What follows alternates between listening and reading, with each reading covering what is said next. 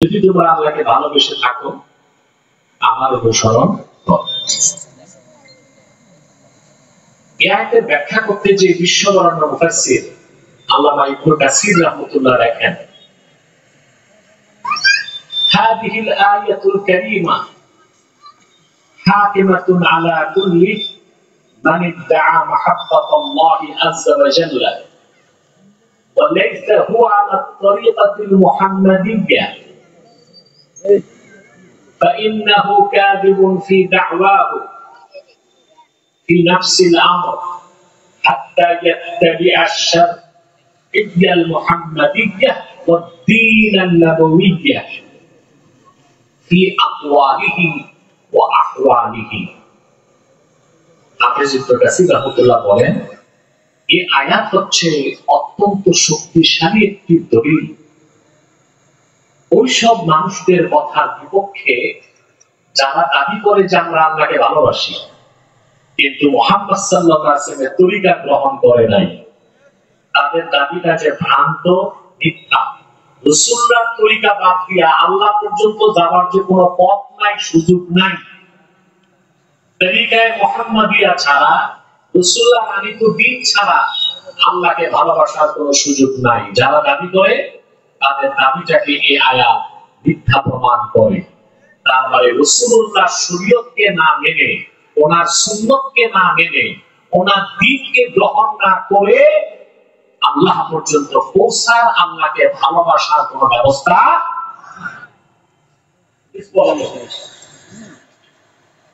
রাখবেন কোথায়? সরো সরো, ইকো বন্ধ করে দেন, আওয়াজ ডবল হবে না। এরা আসলে বুঝে না, মনে করে সবাই এসে সঙ্গীত গাইবে, এটা ঝামেলা। এখন স্পষ্ট বোঝা যাচ্ছে। আমার মনে হয় বৃষ্টিটা আল্লাহ দিচ্ছে যেন একটু আরাম পান আপনারা। গরমের ভাবটা কেটে গেছে। আর আল্লাহ পরীক্ষাও নিলেন খাঁটি মুসলমান আর মুনাফিক কারা। মুনাফিকগুলো বৃষ্টি দেখি ভাগছে, কিন্তু বাড়ি যেয়ে দেখো বৃষ্টি চলে গেছে। এটা তো ছিল ইমতিহান। খুব মনোযোগ দিয়ে শোনেন। আমরা প্রত্যেকে আল্লাহকে চাই, চাই না? এই কষ্ট করে ওয়াজ শুনতেছি কেন? আল্লাহকে পেতেই তো, আল্লাহর ভালোবাসার জন্য। ইসলাম ছাড়া পৃথিবীতে যত ধর্ম আছে, ওই ধর্মের লোকগুলো ধর্ম পালন করতেছে তাদের ভাষায় ঈশ্বরকে খুশি করতে।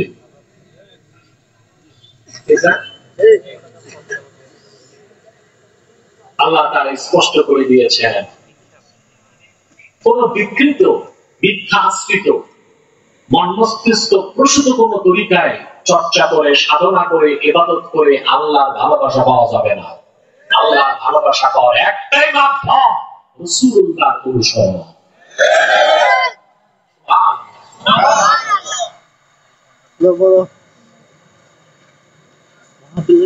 আজকে বাংলাদেশে একদল বুদ্ধিজীবী বের হয়েছে বহুত্ববাদ নিয়ে।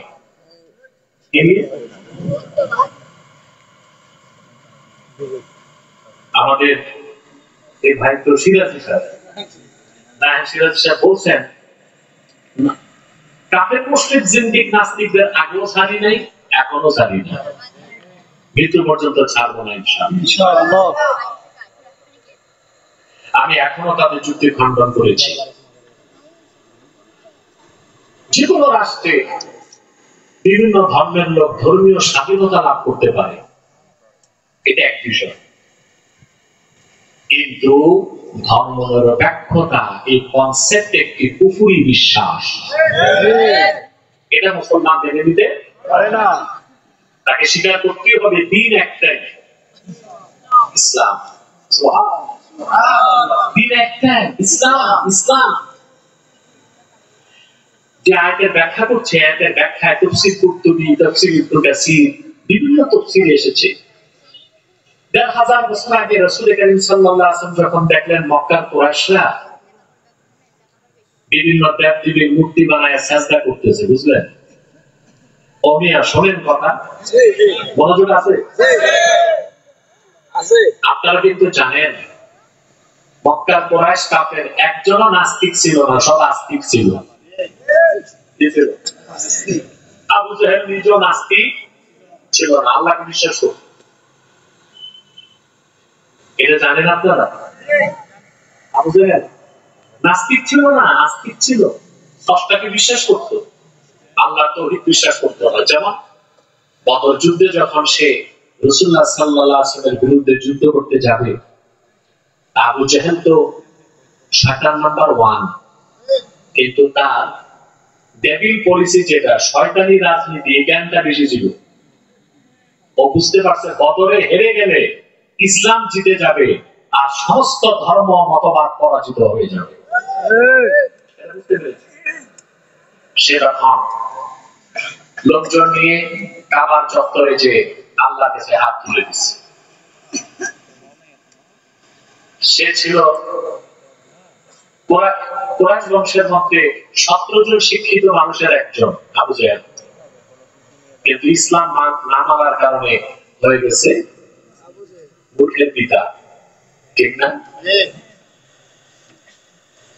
সে জানে ওই হাতে বানানো খোদা নামের বেহুদা গুলো কিছুই দিতে পারে না। ওগুলোর কাছে না যে খোলা আকাশের নিচে আল্লাহকে ডাক দিছে, কোরআন শরীফ সাক্ষ্য দেয়।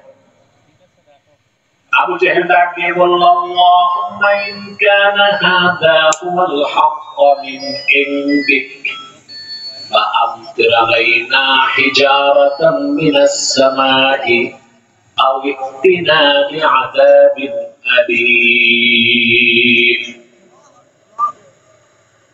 আল্লাহ, যদি মুহাম্মদ সাল্লাল্লাহু আলাইহি সাল্লাম যে ইসলামের কথা বলছেন, এ যদি তোমার পক্ষ থেকে হক হয়, বেশক আল্লাহ যেমন হক, তার রাসূল ওই রকম হক, তার ইসলাম ওই রকম হক।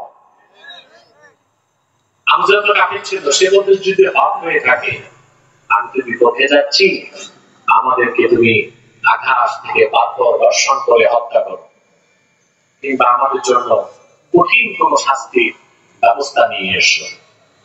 আল্লাহ তো আগে সিদ্ধান্ত নিয়েছেন বদরে তাদেরকে ধ্বংস করবেন, ঠিক না?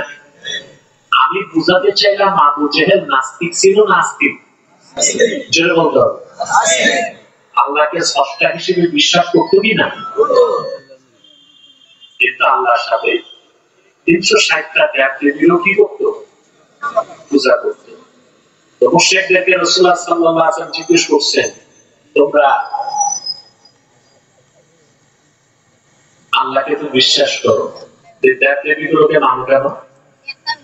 কোরআন সাক্ষ্য দেয়, আল্লাহ বলেছেন, وَلَئِنْ سَأَلْتَهُمْ مَنْ خَلَقَ السَّمَاوَاتِ وَالْأَرْضَ لَيَقُولُنَّ اللَّهُ।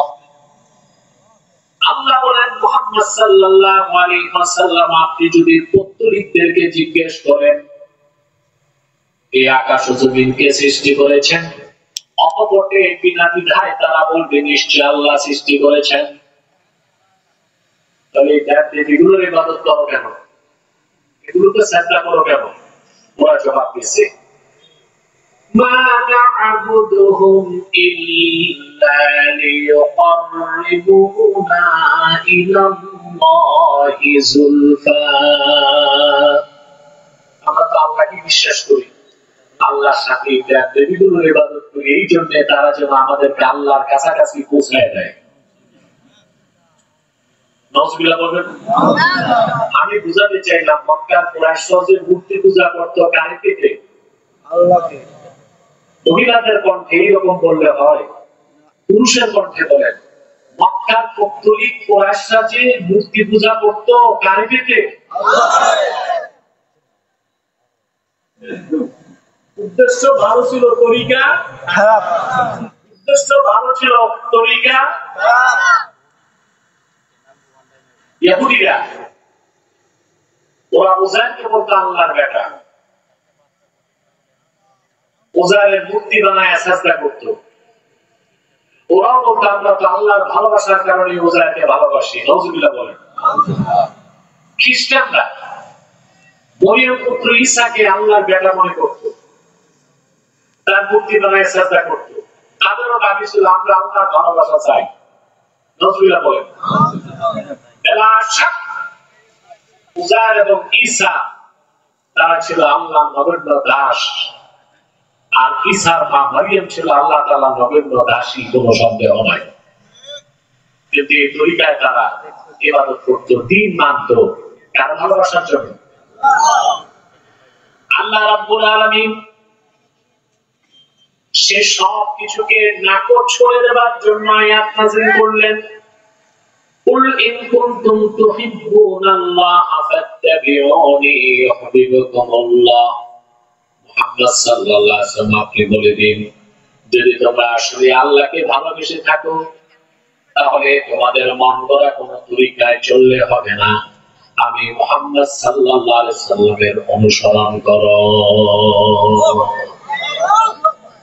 এর বাইরে আল্লাহর কাছে সিলেক্টেড, গ্র্যান্টেড, মনোনীত কোন তরিকা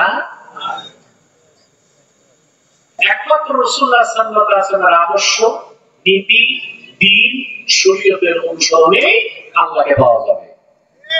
নতুবা আল্লাহকে পাওয়ার দ্বিতীয় কোন পন্থা, ব্যবস্থা, তরিকা রাসূলুল্লাহ সাল্লাল্লাহু আলাইহি ওয়াসাল্লাম যে তরিকা দিয়েছেন এই তরিকা একটাই, ইসলাম। এটা কোনো প্যাটার্ন নাই, এটা কোনো ব্র্যান্ড নাই, আছে নাকি? আগের বুদ্ধিজীবীগুলো তো কিছু আছে জেলে, কিছু আছে আসামের জঙ্গলে, আগের গুলো। এখন আমার কিছু বুদ্ধিজীবী আছে, ওনারা আবার ডানপন্থী বুদ্ধিজীবী, তবে ইসলামপন্থী না। তারা হচ্ছে এন্টি ইন্ডিয়া কিন্তু প্রো আমেরিকান। ভারত বিরোধিতা করে কিন্তু আটলান্টিকের ওপারে ইসলামের শত্রু যারা, তাদের দালালি করে বাংলাদেশে।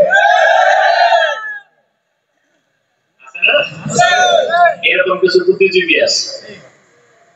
এরকম এক বুদ্ধিজীবী আছে বাংলাদেশে, এই লোকটার চেহারা দেখলে বোঝা যায় না তার দাঁত কয়টা, এত বড় মোষ, এত লম্বা দাড়ি, আলিগুলি পায়জামা, কুত্তা একটা লাগায়, ঘরে সামনে লালনের বেহালা, পিছনে সরস্বতীর মূর্তি, নিজেরা দাবি করে মুসলমান পণ্ডিত।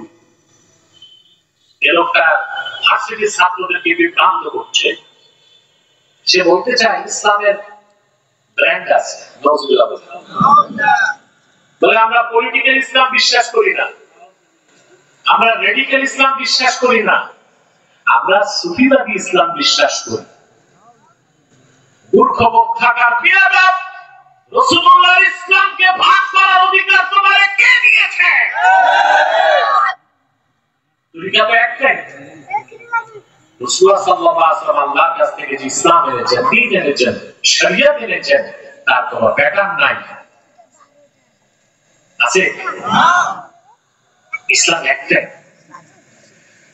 তবে ইসলামী রাজনীতি পূর্ণাঙ্গ দ্বীন নয়, পূর্ণাঙ্গ দ্বীনের অংশ। জিহাদ পূর্ণাঙ্গ দ্বীন নয়, পূর্ণাঙ্গ দ্বীনের অংশ।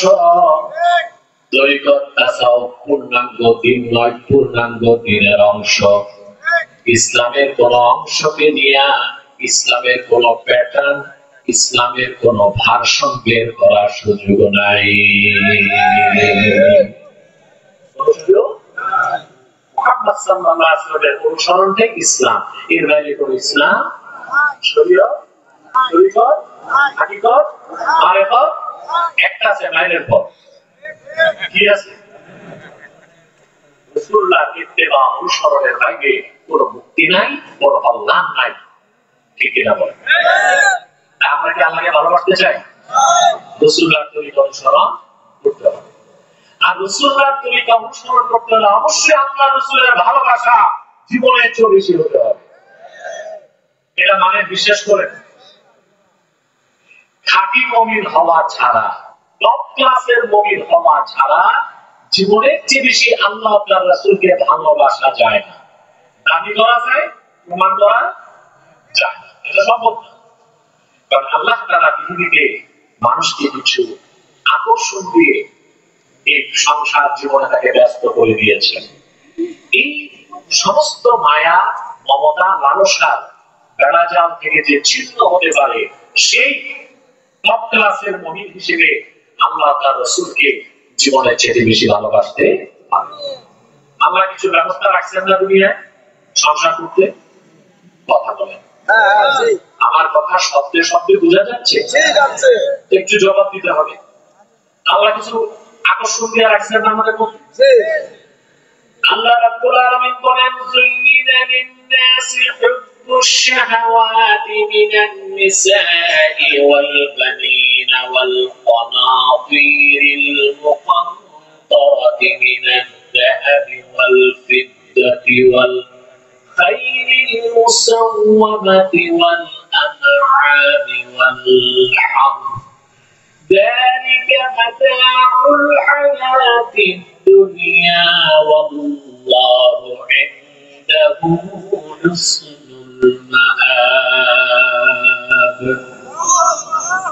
الله تعالى زين للناس حب الشهوات من النساء والبنين والقناطير المقنطرة من الذهب والفضة والخيل المسومة والأنعام والحرث. মানুষের জন্য চিত্তাকর্ষক করা হয়েছে নারীর প্রতি ভালোবাসা। আছে আপনাদের? আছে, আছে।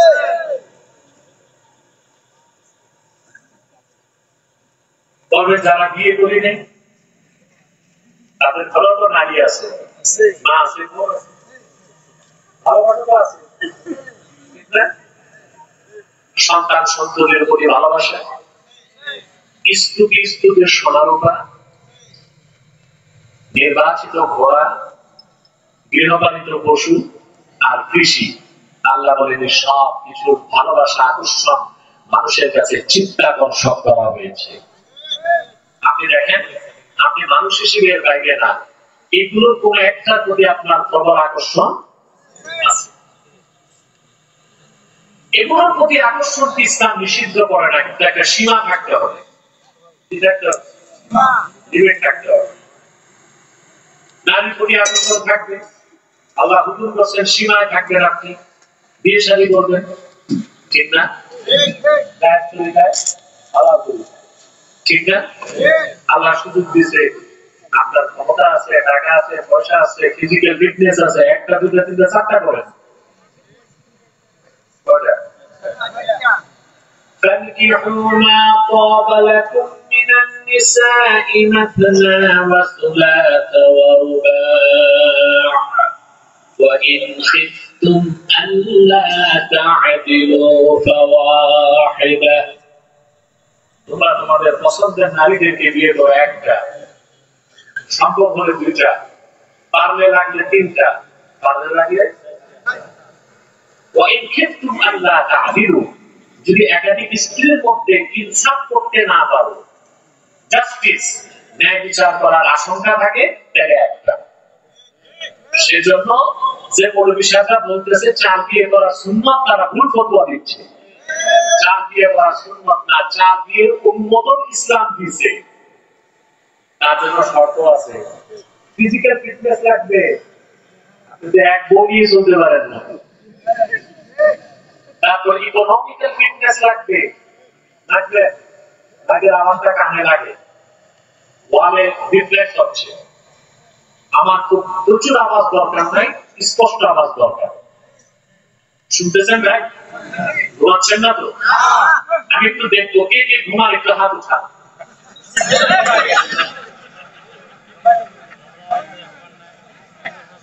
কি অবস্থা খুলে না তারা রংপুরের মানুষ, বাংলাদেশে এখন সাদা সিধা মানুষ নেই। কথা শুনতেছেন? বিয়ে চারটা করার সুন্নাত, এটা ভুল ফতোয়া। চার বিয়ের অনুমতি আছে, কিন্তু সব শর্ত রক্ষা করতে হবে, একাধিক স্ত্রীর মধ্যে ইনসাফ কায়েম করতে হবে। দুইটা একটা, দুইটা। ওই এক বক্তা আসছে বাড়ি থেকে, উনি এসে বলতেছে, জওয়ানো चार चार शादी करो, दुनिया और आखिरत के कामयाबी हासिल करो।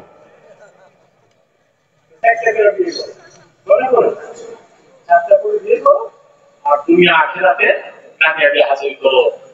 আমি বলতে চাইছি মাওলানা সাহেব, আপনার না টাকা পয়সা আছে, আমার দেশের যুবক একটাই কপালে জুড়ে নেই, একটা দিয়ে যে করাবেন খাওয়াবেন থেকে। বলছি না, এই যে চিত্তাকর্ষণের উপাদানগুলো, নারী, সম্পদ, গৃহপালিত পশু, সন্তান সন্ততি, পরিবার পরিজন, কৃষিজ পণ্য, এই সবকিছুকে চিত্তাকর্ষণ করা হয়েছে। কিন্তু অবশ্যই অবশ্যই মুমিনের সবকিছুর চেয়ে বেশি তার ঈমানকে ভালোবাসবে, তার জীবন থেকে বেশি আল্লাহ তার রাসূলকে ভালোবাসবে, নতুবা সে কখনোই মুমিন হতে পারে না। সুবহানাল্লাহ বলবেন না? আমার ভাইয়েরা, আমি একটি দৃষ্টান্ত দিচ্ছি আপনাদেরকে। আল্লাহ রাব্বুল আলামিন তার হাবিব মুহাম্মদ সাল্লাল্লাহু আলাইহি ওয়াসাল্লামকে যখন হিজরতের আদেশ করলেন, আল্লাহর হাবিব হিজরতের আদেশ করলেন, দেখা গেল মক্কা মুকাররমায় একই ঘরে পিতা মুমিন, সন্তান কাফের, স্ত্রী মুমিনা, স্বামী কাফের, ভাই মুমিন, ভাই কাফের, একই সাথে বসবাস করতেন সবাই। কিন্তু হিজরত করলে বাড়িঘর, স্ত্রী পরিজন, সন্তান, পিতা মাতা সব বাদ দিয়া মদিনাতুল মুনাওয়ারায় চলে যেতে হবে। এজন্য উলুল আজম সাহাবী যারা, তারা সব হিজরত করে হুকুমের সাথে সাথে মদিনাতুল মুনাওয়ারায় চলে গেছে, বুঝলেন? বাকি যারা তখন ঈমান পরিপূর্ণ মাত্রায় পৌঁছে নাই, তারা বলতে লাগলেন, ইবনে কাসির তার তাফসীরের মধ্যে লিখেন, আপনার لما أمر رسول الله صلى الله عليه وسلم بالهجرة من مكة المكرمة إلى المدينة المنورة جعل الرجل يقول لابنه، جعل الرجل يقول لأبيه، والأب لابنه، والأخ لأخيه، والرجل لزوجته إنا قد أمرنا بالهجرة، فتسارع بذلك منهم وأبى أن يهاجر بعده। রাসূল সাল্লাল্লাহু আলাইহি ওয়াসাল্লাম যখন বললেন এখন হিজরত করতে হবে মক্কা থেকে মদিনাতুল মুনাওয়ারা, তখন বাবা ছেলেকে, ছেলে বাবাকে, স্বামী স্ত্রীকে, স্ত্রী স্বামীকে, ভাই ভাইকে, বোন ভাইকে, ভাই বোনকে বলতে লাগলো এখন তো আমাদের একজন আরেকজনকে ছেড়ে দিতে হবে। একজন মুমিন আরেকজন কি ঘর বাড়িও ছাড়তে হবে, মদিনা মুনাওয়ারায় চলে যেতে হবে। উলুল আজম সাহাবী যারা, তারা তো সবাই চলে গেলেন, বাকিদেরকে কঠিন ধমক দিয়ে আল্লাহ আয়াত নাযিল করলেন, ইয়া আইয়ুহাল্লাযীনা আমানু لا تتخذوا آباءكم وأبناءكم إن استحبوا الكفر على الإيمان। রংপুরবাসী কান পেতে শুনে রাখো, হিসাব করতে পারবা তোমরা কয় নাম্বার মুসলমান হতে পেরেছ। আল্লাহ ওই সাহাবীদেরকে ধমক দিয়ে বললেন, হে ইমানদারগণ, তোমরা তোমাদের পিতাদেরকে, সন্তানদেরকে আপন হিসেবে গ্রহণ করো না, যদি না তারা ঈমানের উপর কুফরকে প্রাধান্য দেয়। অর্থাৎ ঈমানকে গ্রহণ না করে যদি কুফরকে গ্রহণ করে, তাদের সাথে পিতা হোক সন্তান হোক তোমাদের কোনো সুসম্পর্ক থাকতে পারে না। পারে পারে আমাদের মুসলিম রাষ্ট্রগুলো এটা মূল কনসেপ্ট হতে হবে। পররাষ্ট্রনীতিতে মুসলিমদের বলতে হবে মুসলিমরা, তবে প্রতিবেশী অমুসলিম রাষ্ট্রের সাথে চুক্তি হতে পারে, সেটা হবে ব্যবসায়িক চুক্তি, পানি বন্টনের চুক্তি, আমদানি রপ্তানি চুক্তি। কিন্তু কোন অমুসলিম অধ্যুষিত রাষ্ট্র কোন মুসলিম রাষ্ট্রের ভাতৃপ্রতিম রাষ্ট্র হতে পারে না।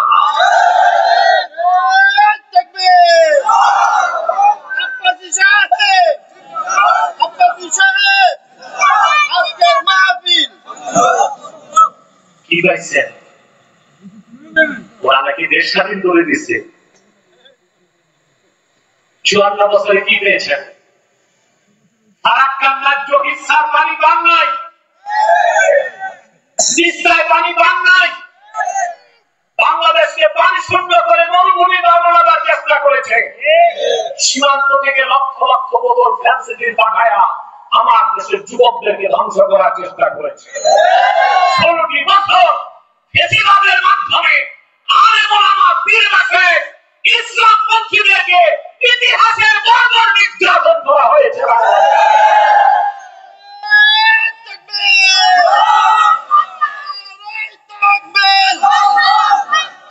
ইসলামের শত্রুরা হুঁশিয়ার সাবধান। ওদের পাশে নেপাল আছে, নেপালের সাথে খারাপ সম্পর্ক কেন নাই? এটাও হিন্দু রাষ্ট্র, এটাও ওদের সাথে ভুটানের বর্ডার আছে, এই সম্পর্ক নাই। ওদের সাথে শ্রীলঙ্কার বর্ডার আছে, এই সম্পর্ক নাই। বাংলাদেশের সাথে ওদের এই সম্পর্কের একমাত্র কারণ বাংলাদেশ মুসলিম অধ্যুষিত রাষ্ট্র।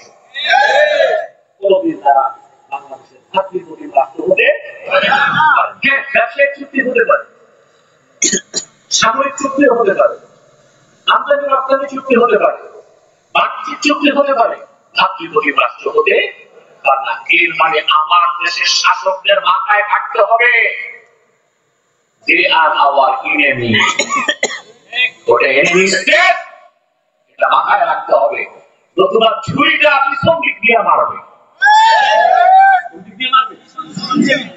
একই অবস্থা দেখেন 23 মাসে ফিলিস্তিনে ৬৫,০০০ মুসলমানকে হত্যা করা হয়েছে। ৫৭টি মুসলিম রাষ্ট্র জাতিসংঘের অধীনে আছে, কিন্তু সেখানে আমেরিকার কারণে ইসরায়েলকে অবরোধ দেওয়া যায় না। ইসরায়েলের সমস্ত সহিংসতার পিছনে আমেরিকা মদদ দিচ্ছে। তাহলে মুসলমানের বন্ধু মুসলিম ছাড়া মুসলিম কোনদিন বন্ধু হইতে একথা কেন? ১,৫০০ বছর আগে আল্লাহ সাবধান করে বলেছেন, ইয়া আইয়ুহাল্লাযীনা আমানু লা তাত্তাখিযু আবাআকুম ওয়া আবনাআকুম আউলিয়া ইন ইসতাহাব্বুল কুফরা আলাল ঈমান। ঈমানদারগণ, তোমরা তোমাদের পিতাদেরকে, তোমাদের সন্তানদেরকে বন্ধু বানায় না, আপন করো না, যদি তারা ঈমানের উপর কুফরকে প্রাধান্য দেয়। এটি হচ্ছে আদর্শের লড়াই। মুসলিম তার কাছে সবকিছু ঊর্ধ্বে হচ্ছে ইসলাম এবং ঈমান এবং কোরআন। এটা কার কাছে? যে তার জীবনের চেয়ে বেশি আল্লাহ তার রাসূলকে ভালোবাসে, তার কাছেই তার জীবনের যে প্রিয় হচ্ছে কোরআন, দ্বীন ইসলাম এবং ঈমান। ঠিক এরা বলে সাহাবায়ে কেরাম গোটা বিশ্বের মুমিনদের জন্য সত্য ন্যায় পরায়ণতার মানদণ্ড। আল্লাহ কোরআনের প্রতিটি আয়াতের প্রমাণ তারা জীবনের মাধ্যমে দিচ্ছেন। এই আয়াত নাযিলের পরে মুসাব বিন উমাইর রাদিয়াল্লাহু তাআলা নাম শুনছেন ভাই? কথা বলেন। মক্কা শরীফের সবচেয়ে ধনী মানুষ ছিলেন তিনি, সবচেয়ে ধনী মানুষ। কত ধনী? আমি একটা তথ্য শুধু দিচ্ছি। রেজাল্ট প্রণেতাগণ লিখেছেন প্রতিদিন ৭০ জন মেহমান নিয়ে তিনি পানাহার করতেন। ৭০ জন মেহমান নিয়ে মুসাব বিন উমাইর পানাহার করতেন। প্রতিটি মেহমানকে খাদ্য পরিবেশন করতেন সোনার রূপার বাটিতে। মেহমানদারির পর সোনার রূপার বাটি ফেরত দিতেন না, মেহমানদেরকে হাদিয়া করে দিতেন। এই ছিল তার প্রতিদিনের অভ্যাস। ঈমানের তিনি যখন মুসলমান হয়ে গেলেন, সহায় সম্পদ বাড়িঘর সব ছেড়ে হিজরত করে মদিনাতুল মুনাওয়ারা চলে গেলেন। ঐতিহাসিক বদর যুদ্ধে কষ্ট হচ্ছে ভাই? বৃষ্টি আসার ভয় পাচ্ছে? আসুক না, গরমকাল কিন্তু ভিজলেই বা মন্দ। তবে আশা করি আল্লাহ আমাদের আরেকটু সুযোগ দিবেন। মুসআব বিন উমাইর রাদিয়াল্লাহু তাআলা আনহু তার আপন ভাই ছিলেন আমির বিন উমাইর। মুসআব ছিলেন মুসলমান, তার আপন ভাই আমির বিন উমাইর ছিলেন মুশরিক কাফের। বদর যুদ্ধে তার ভাই আমির বিন উমাইর গ্রেফতার হয়ে গেল। সাহাবায়ে কেরাম বন্দী হিসেবে হাত পা বেঁধে ফেললেন। চতুর আমির বিন উমাইর সাহাবায়ে কেরামকে বললেন, আমি তো আল্লাহর হাবিবের বিশিষ্ট সাহাবী মুসআব বিন উমাইরের আপন ভাই, যেন একটু শাস্তিটা কম। এই কথা শুনে সাহাবায়ে কেরাম তার হাতের বাঁধন ঢিলা করে দিয়েছেন। সকালবেলা সাহাবায়ে কেরাম মুসআব বিন উমাইরকে বললেন, ভাই আপনার ভাই তো গ্রেফতার হয়েছে, বন্দী হয়েছে, সে তো কাফের, কিন্তু আপনার আপন ভাই পরিচয় পেয়ে আমরা তার হাতের পায়ের বাঁধন হালকা করে দিচ্ছি। মুসলমান কান পেতে শুনে রাখো, ঈমান কি জিনিস, ইসলামের আদর্শ কত সুমহান দেখো। ইসলামের সুমহান আদর্শ আর ঈমান ইসলামের প্রশ্নে কে ভাই, কে বোন, কে নেতা, কে নেত্রী, কি দল, কি গোত্র, কি সম্প্রদায়, কি সহায় সম্পদ, কি বৃত্ত বৈব, কোনো কিছু দেখার সুযোগ নাই। মুসআব বিন উমাইর বললেন, বদর যুদ্ধে আল্লাহর হাবিব মুহাম্মদ সাল্লাল্লাহু আলাইহি সাল্লামের বিরুদ্ধে অস্ত্র ধারণ করেছে যে কুলাঙ্গার, সে আমির বিন উমাইর আমার ভাই হতে পারে না।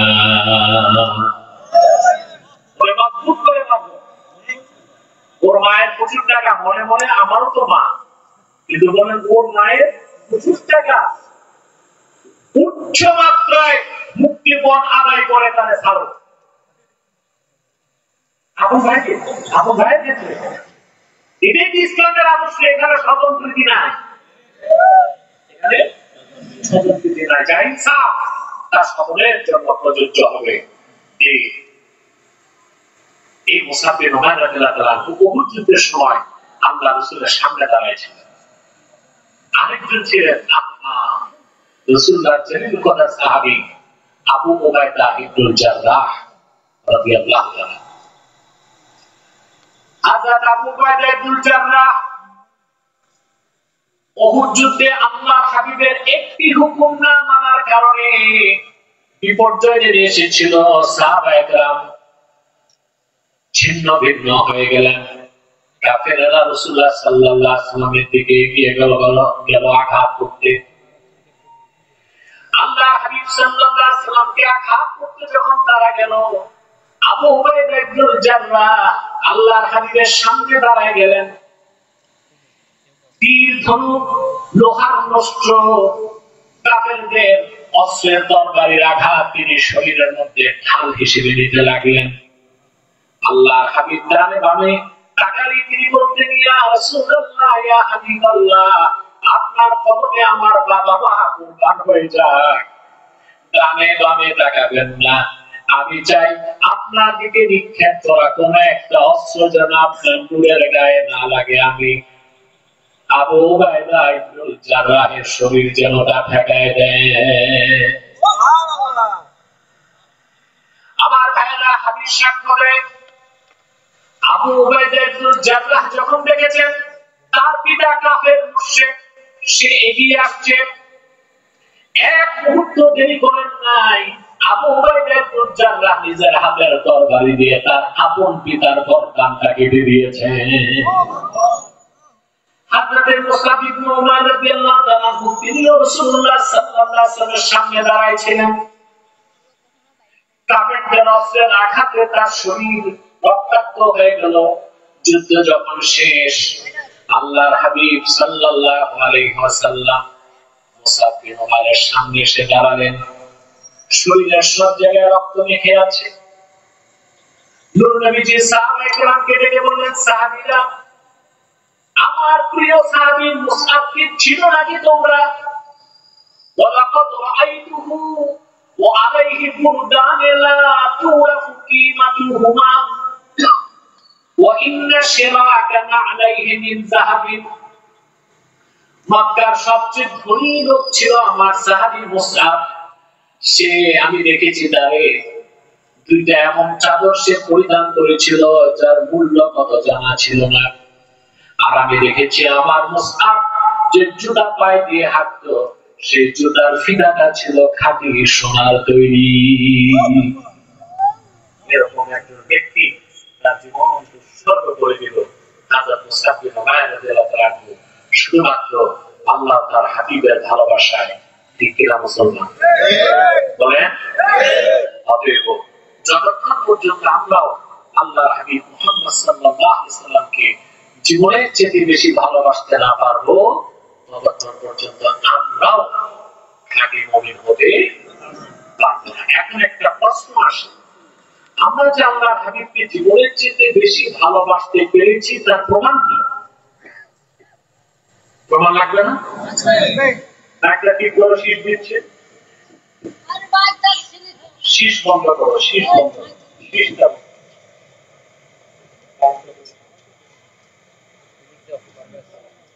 আমি তো খেয়াল করি নাই, অনেক রাত হয়ে গেছে। আর 10 মিনিট কষ্ট দিব আপনাদেরকে।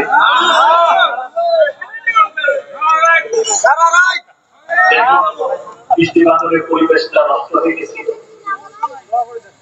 আল্লাহ আবার ঠিক হয়েছে, তাও আমরা বেশি রাত আর কিছু সময় আমরা কথা শুনবো।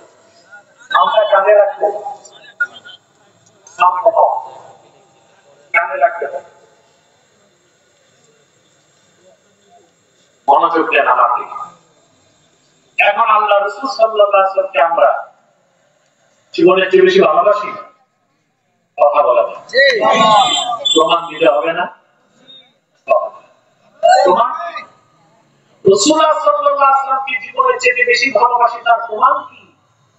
উমদাতুল কারি শারহ সহিহ বুখারী, ফাতহুল বারী শারহ সহিহ বুখারী, ইরশাদুস সারি শারহ সহিহ বুখারী, বুখারী শরীফের এই পুরোটা প্রসিদ্ধ কিতাবে আমি দেখেছি সালাসুন মান কুননা ফীহি ওয়াজাদা হালাওয়াতাল ঈমান। বুখারী শরীফের এই হাদিসের ব্যাখ্যা করতে যে তিনজন ব্যাখ্যাকার লিখেছেন, ইন্না সামারাত মাহাব্বাতিন নবী সাল্লাল্লাহু আলাইহি ওয়াসাল্লাম ইত্তিবাউ সুন্নতিহি ওয়া মুলাযামাতু বিশরিয়াতিহি। আল্লাহ রাসূল মুহাম্মদ সাল্লাল্লাহু আলাইহি ওয়াসাল্লামকে জীবনের চাইতে বেশি ভালোবাসা, এটা প্রমাণ হচ্ছে আল্লাহ রাসূলের সুন্নতের পূর্ণ অনুসরণ করতে হবে, ওনার রেখে যাওয়া শরীয়তকে দাঁত দিয়ে কামড় দিয়ে ধরতে হবে। তাইলে প্রমাণ পাওয়া যাবে যে আমি আপনি আল্লাহ রাসূলকে জীবনের চেয়ে বেশি ভালোবাসি। তাহলে এখন আমরা সবক নিব। এখন কি নিব? জীবনের সকল ক্ষেত্রে রাসূলুল্লাহর সুন্নাহকে অনুসরণ আমাদের করতে হবে, ঠিক না ভাই? কথা বলেন, করতে হবে না? এখন সুন্নাত কি তাই তো বুঝি না, সুন্নাতের অনুসরণ করব কি করে? সুন্নাত বুঝি আমরা অধিকাংশ মানুষ সুন্নাত বুঝি না, সুন্নাত না বুঝার কারণে বেদাতও বুঝি না। এটা একটা বড় সমস্যা। দেখুন, সুন্নাত বলতে আমরা মনে করি দস্তরখানে খাওয়া, দাড়ি রাখা, টুপির সাথে পাগড়ি লাগানো, কখনো কচু খাওয়া, দুপুরে খাবার পর একটু আরাম করা, রাতে খাবার পর একটু হাঁটা, এই তো সুন্নাত বুঝি। সুন্নাত কি এত ছোট অর্থে? শেখ আব্দুল কাদের জিলানী রাহমাতুল্লাহি আলাইহি সুন্নাতের ব্যাখ্যায় লিখেন, আম্মা সুন্নাতু ফাহিয়া মা সান্না রাসূলুল্লাহ সাল্লাল্লাহু আলাইহি ওয়াসাল্লাম, আল্লাহ রাসূল নবীজি মুহাম্মদ সাল্লাল্লাহু আলাইহি ওয়াসাল্লাম ১৫০০ বছর আগে নীতি হিসেবে যা নির্ধারণ করেছেন, সেই নীতির নাম সুন্নতে নববী। নীতি নির্ধারণ কে করেছেন? আল্লাহ রাসূল সাল্লাল্লাহু আলাইহি ওয়াসাল্লাম।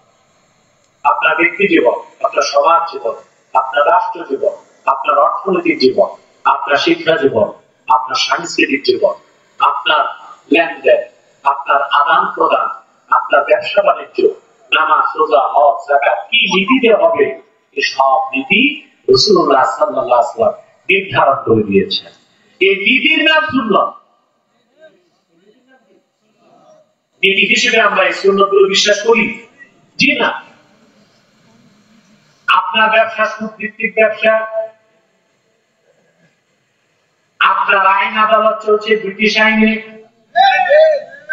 কথা বলে না। আপনার সংস্কৃতির মধ্যে আছে হিন্দুয়ানি সংস্কৃতি, কিছু আছে খ্রিস্টানদের সংস্কৃতি। আপনার বিয়ে শাদী হচ্ছে মুসলিমের প্রথা অনুযায়ী, আপনার বিচার আচার ইংরেজদের তরিকায়। আপনি শুধু নামাজ রোজা হজ যাকাতের ক্ষেত্রে রাসূলুল্লাহ নীতিকে মেনেছেন। জীবনের একটা বিরাট অংশে রাসূলুল্লাহ রেখে যাওয়া নীতি মানেন নাই, মানতেও চান না। মানার কথা বললে মৌলবাদের আওয়াজ তুলে। নামাজ রোজা হজ যাকাত সুন্নাত তরিকা ঠিক আছে, ব্যবসা চাকরি রাজনীতি অর্থনীতি সমাজনীতি সুন্নাত তরিকায়, এটা মৌলবাদী। এটার নাম দিচ্ছে পলিটিক্যাল ইসলাম, এটার নাম দিচ্ছে রেডিক্যাল ইসলাম। অথচ ইসলামকে ভাগ করার কোনো সুযোগ ইসলাম একটাই। আমি যে কথাগুলো বলছি আপনাদের মৌলিক বিষয় এটা, এটা যদি না বুঝেন মুসলিম হিসেবে বেঁচে থাকার কোনো অর্থ আপনার নয়। আর কয়েকটা মিনিট কষ্ট দেব, ঠিক আছে? তো রাসূলুল্লাহ সাল্লাল্লাহু আলাইহি ওয়াসাল্লাম নীতি হিসেবে যা নির্ধারণ করেছেন ওটা কি? সুন্নাত। ওটা কি? সুন্নাতকে নীতি হিসেবে বিশ্বাস করা ঈমান। রাসূলুল্লাহ সুন্নাতকে নীতি হিসেবে গ্রহণ করবে না, খোদার কসম সে কাফের। এটা আল্লাহ 32 নম্বর আয়াতে বলে দিয়েছেন, কুল আতিউল্লাহ ওয়ার রাসূল ফাইন তাওয়াল্লাউ ফাইন্নাল্লাহা লা ইউহিব্বুল কাফিরিন। রাসূলুল্লাহর আনুগত্য, আল্লাহর আনুগত্য যারা গ্রহণ করবে না, জীবনের সকল ক্ষেত্রে দ্বীনকে, শরীয়তকে, সুন্নাতকে যারা বিশ্বাস করবে না, দাড়ি টুপি জুব্বা কুর্তা লাগায় তারা মুসলমান হতে পারবে না। আল্লাহর ফতোয়ায় তারা কাফের। এটা আল্লাহ ঠিক করে দিয়েছে, ফাইন তাওয়াল্লাউ ফাইন্নাল্লাহা লা ইউহিব্বুল কাফিরিন। রাসূলুল্লাহ সাল্লাল্লাহু আলাইহি ওয়াসাল্লাম আমি তো দ্বীন, ওনার সুন্নাত, ওনার আদর্শ, ওনার শরীয়ত, এটা থেকে মুখ ফিরিয়ে দিলে যারা, আল্লাহ বলেছেন যারা মুসলিম নয় তারা কাফের। আর কাফেররা কখনোই আল্লাহর ভালোবাসা পেতে কোন বুঝতেছেন? আমি সুন্নাত বিষয়টা বুঝাইতে, সুন্নাত যে নীতি, আমরা ফজিলত হিসেবে সুন্নাত মানি, নীতি হিসেবে সুন্নাত মানি। আমি কিন্তু এশার নামাজ আপনারা ফরজ করে এটা পড়ছেন, জোরে বলেন। আমি পড়ছি এশার নামাজ 4 রাকাত, ফজরের ফরজ, যোহর কয় রাকাত, আসর, মাগরিব, এশা। কোরআন শরীফের কোথায় এই কথাগুলো আছে? 5 ওয়াক্ত নামাজের কথা কোরআনে আছে, কিন্তু কোন নামাজ কয় রাকাত এই কথা কোথাও। এই জন্য আমি বলে থাকি সুন্নাত অস্বীকারী, হাদিস অস্বীকারী কাফের। বাংলাদেশে একটা ফতোয়া বেরিয়েছে এখন, আহলে কোরআন দাবিদার, এরা হাদিস অস্বীকার করে। হাদিস অস্বীকারীরা অবশ্যই কাফের, যে সন্দেহ করবে সেও কাফের। হাদিস অস্বীকার করলে ইসলামের কোনো অস্তিত্ব থাকে না। আমাদের সিরাজি সাহেব ওটা বলতে ভুলে গেছে, এই যে আহলে কোরআন দাবিদার শয়তানদের নেতা যেটা, এটাও আমার কাছে ডিবেটে ধরা গেছে, এটা ছিল। এখন সে যখন বসে আমার মসজিদে আসবে, আমি চিন্তায় পড়ে গেছি যে কাফের মুশরিক নাস্তিকরা কখনোই আমার সাথে বসতে চায় না সরাসরি, ওরা বসে অনলাইনে। তো এই লোকটা আমার বাড়িতে আসতেছে, ব্যাপারটা চিন্তার বিষয় না। দেখলাম যে না, ও আসছে কেন, ওর গোড়া তো নিউ ইয়র্কে, গোড়া তো আমেরিকা। ও যে ক্যান্টনমেন্ট থেকে টেলিফোন করেছে নারায়ণগঞ্জের পিসিকে, DC ready, police super ready. 10টায় আমার কাছে বাসে আসবে, 9:30 ডিসি বাংলাতে যে সব সাজায় গোছায় 12 জন ফোর্স নিয়ে আমার কাছে আসছে বহস করতে। আলহামদুলিল্লাহ, আমি ভয় পাই না। আমি জানি মৃত্যু তার নির্ধারিত সময় 1 সেকেন্ড আগে আসবে। বসলাম, 21 মিনিটের মাথায় নাকে খত দিয়া পরাজিত হয়ে শয়তানটা বের হয়ে গেছে।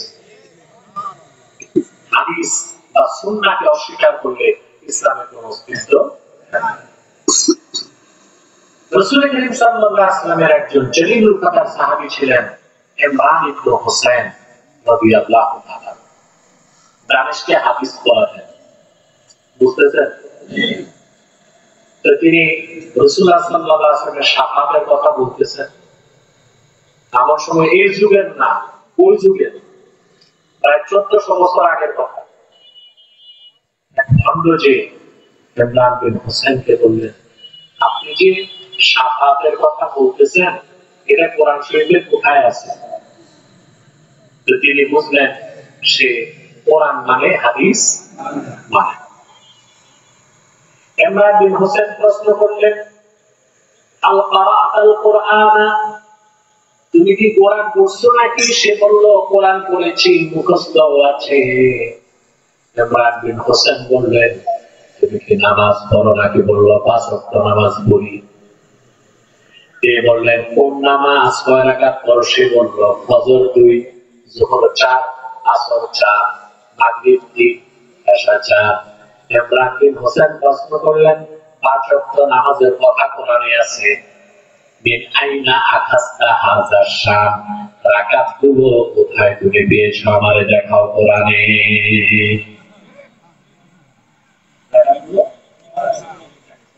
সে বলল, না, রাকাতগুলো কোরআনে নাই। নামাজ পেয়েছি কোরআন থেকে, রাকাত পেয়েছি আপনাদের মতো সাহাবায়ে কেরামের কাছ থেকে। আখাযনা মিনকুম। ইমরান বিন হুসাইন রাদিয়াল্লাহু তাআলা তখন বললেন, আখাযতুম মিন্না ওয়া আখাযনা মির রাসূলিল্লাহ, তোমরা পেয়েছো আমাদের কাছ থেকে আর আমরা পেয়েছি আল্লাহর হাবিবের নূরের কদম থেকে। এরই নাম সুন্নাহ, এরই নাম হাদিস, যা ছাড়া কোরআন ব্যাখ্যার কোনো সুযোগ নাই। সুন্নাহ জীবনের সকল ক্ষেত্রে সুন্নাহের অনুসরণ করতে হবে। সুন্নাহ বুঝাচ্ছি না? যোহর নামাজ পড়ে না করছে, এশার নামাজের নাম কথাটা কোরআনে আছে, কিন্তু এই যে 4 রাকাত ফরজ, এই নীতি নির্ধারণ করছেন কে? আল্লাহ, রাসূল, নবী রাসূলুল্লাহর মাথার তাজ মুহাম্মদ মুস্তাফা সাল্লাল্লাহু আলাইহি ওয়াসাল্লাম। এটা সুন্নাহ। এটা কি? তাহলে এশার নামাজ ফরজ 4 রাকাত পড়া নীতি হিসেবে সুন্নাহ, হুকুম হিসেবে ফরজ। নীতি হিসেবে, হুকুম হিসেবে এশা নামাজের পর 2 রাকাত কি পড়ছেন? সুন্নাহ। সেটা নীতি হিসেবে সুন্নাহ, হুকুম হিসেবে সুন্নাহ। এরপরে আবার কয় রাকাত পড়ছেন? ওটার নাম কি? ব্যাটের না উইথ। আমাদের দেশে বলে ব্যাটের। ব্যাটের নামে কোনো নামাজ নাই, সালাতুল উইথ। অনেকে ভুল করে। এক ছাত্রকে জিজ্ঞেস করলাম, কিসে পড়ো? বলে স্বর্গে বেকায়া। আমি বলছি, এই নামে তো কিতাব নাই, নাম আছে শারহুল ওয়াকায়া। এটারে বলতেছে স্বর্গে বেকায়া। আরবিরা যদি শুনে তো চিন্তা করে, বাংলাদেশে বেকায়া নামের বেকা কিতাব কেন বলে? আমরা 3 রাকাত আমরা পড়ছি না সালাতুল উইথ। ওই যে 3 রাকাত পড়া নীতি হিসেবে সুন্নাহ, হুকুম হিসেবে ওয়াজিব। আমি সুন্নাহ বুঝতে পারছি না ভাইরা? সবক আজকে এটাই। আল্লাহকে কি পেয়েছেন? আল্লাহ হাবিব মুহাম্মদ সাল্লাল্লাহু আলাইহি ওয়াসাল্লামের 1000 বছর আগে রেখে যাওয়া দ্বীনকে বিশ্বাস করতে হবে, ওনার সুন্নাহের অনুসরণ করতে হবে, ওনার শরীয়তের বিধানকে মানতে হবে। পারবো ইনশাআল্লাহ? যদি না মানে আল্লাহ কত হুঁশিয়ার করে দিয়েছেন, فإن تولوا فإن الله لا يحب কাফিরিন। যদি এর বাইরে যান মুসলমান থাকবেন না, কাফের হয়ে যাবেন। আর কাফেররা কখনোই আল্লাহ সন্তুষ্টি বা ভালোবাসা লাভ করতে পারে না। মনে রাখবে আল্লাহ মনে করি আল্লাহ আমিন।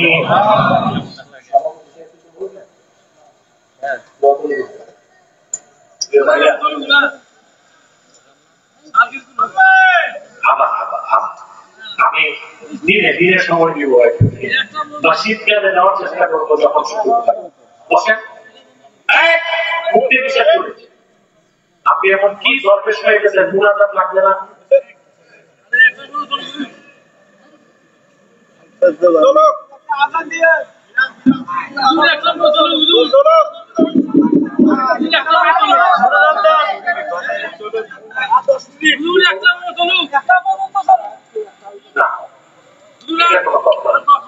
যে সবক দেওয়া হয়েছে,